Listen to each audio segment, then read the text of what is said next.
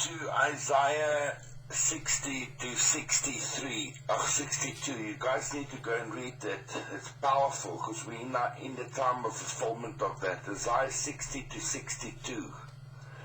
Jesus said to me, I will hide you in the essence of my end time glory, that I shall be as a blinding light in the face of your enemies. Remember, everything is spiritual, and God will misdirect the enemy's footsteps. That's why it says of this time in Isaiah 4, he will spread a canopy of protection over the assemblies of Zion. We have the ecclesia. It's going to play out like Moses in the Exodus. The judgment is on Satan's kingdom, not on us. Satan is like a dog on a leash. He's not in control.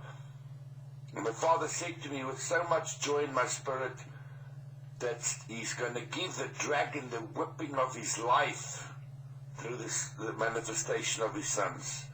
The earth belongs to us. We're here to take over. We take the flaming sword and we drive that serpent out of our garden. We have the restored, glorified Adam. Rise up in splendor and be radiant, for your light has dawned, Isaiah 60. And Yahweh's glory now streams from you. Look carefully. Darkness blankets the earth, and thick gloom covers the nations. But Yahweh arises upon you, and the brightness of his glory appears over you. Nations will be attracted to your radiant light, and kings to the sunrise glory of your new day. Lift up your eyes higher. Look all around you and believe, for your sons are returning from far away, and your daughters are being tenderly carried home. Watch as they all gather together, eager to come back to you. Then you will understand and be radiant. Your heart will be filled and swell with joy. The fullness of the sea will flow to you, and the wealth of the nations will be transferred to you. Caravans of camels will cover your land, young camels loaded with goods from Midian and Ephah. All the wealthy merchants from Sheba will come, bearing gold and frankincense, and singing the praises of Yahweh. All the flocks of Kedar will be gathered to you, and the rams of Nebaioth will be yours as acceptable sacrifices on my altar. And I will adorn with more glory my glorious temple. Who are these who soar like clouds, flying like doves into their portals? Indeed, the distant islands eagerly look for me, with their large ships leading the way. They are bringing Zion's children from afar.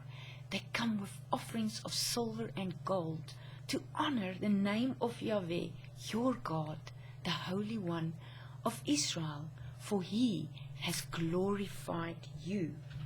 Isaiah 61 from the Passion Translation.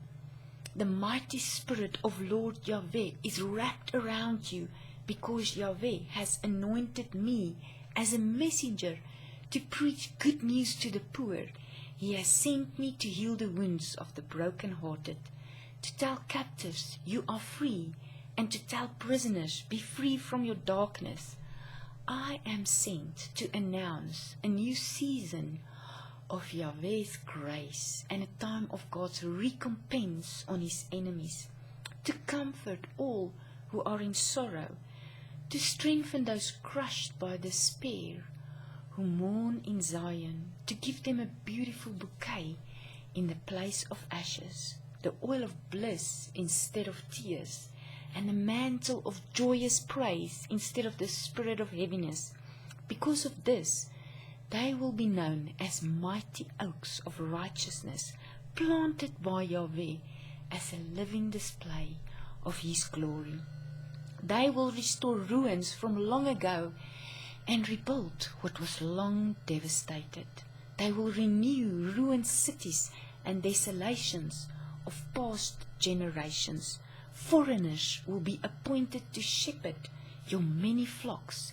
Strangers will cultivate your fields and tend your vines.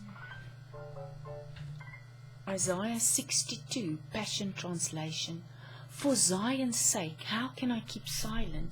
For Jerusalem's sake, how can I remain quiet? I will keep interceding until her righteousness breaks forth like the blazing light of dawn, and her salvation like a burning torch. Nations will see your victory vindication, and every king will witness your blinding radiance.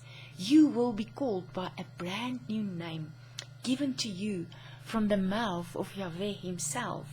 You will be a beautiful crown, held high in the hand of Yahweh, a royal crown of splendor, held in the open palm of your God. You will never again be called the abandoned one, nor will your land be called deserted, but you will be called, my delight is in you, and your land, my beloved wife. For Yahweh finds his delight in you, and he married your land. As a young man marries the young woman he loves, so your builder's sons will marry you. As the bridegroom finds joy in his union with the bride, so will God take joy in his union with you. Jerusalem, I have stationed intercessors on your walls, who will never be silent day or night. You reminders of Yahweh, take no rest, and tirelessly give God no rest, until he firmly establishes Jerusalem and makes her the praise of all the earth. Yahweh swears an oath by the authority of his right hand and by his mighty arm.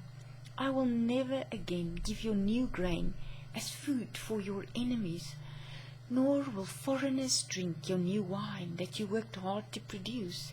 Instead, you who harvest it will eat it and offer your praise to Yahweh, and you who gather the grapes will drink the new wine in my holy courts. Pass through the gates, and go from old to new. Prepare a new path for the people, build up a highway for them to come to me. Remove every hindrance, and unfurl a banner for the nations. See, Yahweh has proclaimed to the ends of the earth.